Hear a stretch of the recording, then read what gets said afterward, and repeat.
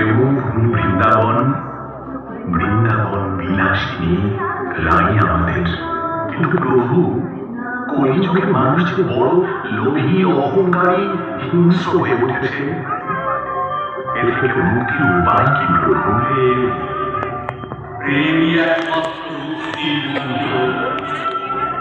যখন ধর্মের হানি ঘটে, তখন সৎপুরুষের উদ্ধার হেতু, অধর্মীদের বিনাশ হেতু, ধর্মের পুনঃস্থাপনা হেতু আমি জন্মগ্রহণ করি। এ প্রত্যেক যুগে হয়ে আসছে, আর আগামীতে এই রূপই হবে।